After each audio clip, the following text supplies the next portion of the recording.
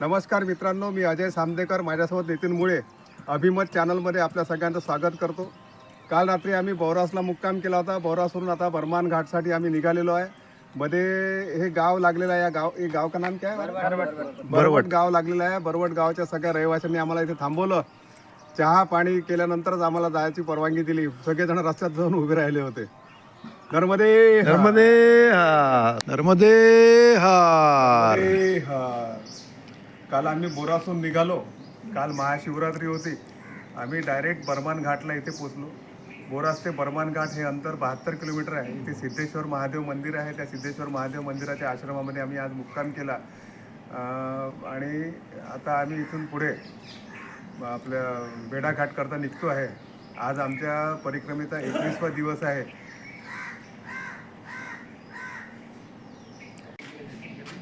या बर्मान घाट जो आहे, या घाटाचं नाव तसं पाहिलं तर ब्रह्मांड घाट आहे, पण हा अपभ्रंश झालेला आहे. ब्रह्मांड घाट म्हणताना जर त्रास होतो म्हणून याला बर्मान घाट म्हटला जातो, पण ॲक्च्युअलमध्ये हा ब्रह्मांड घाट आहे.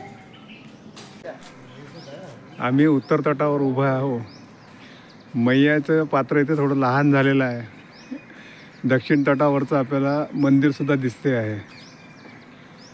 असे अतिशय निसर्गरम्य असा परिसर आहे.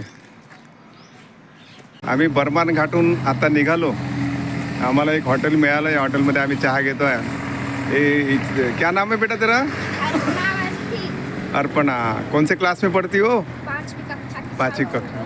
अच्छा अच्छा. रोज स्कूल जाती हो? अच्छा अच्छा. इंग्लिश मीडियम में पढ़ती हो? हिंदी मीडियम. तेरा नाम क्या है रे? कृष्णा. बहुत बढ़िया. रेडी? आप लोग इतनी दूर से यात्रा परिक्रमा कर रहे हो।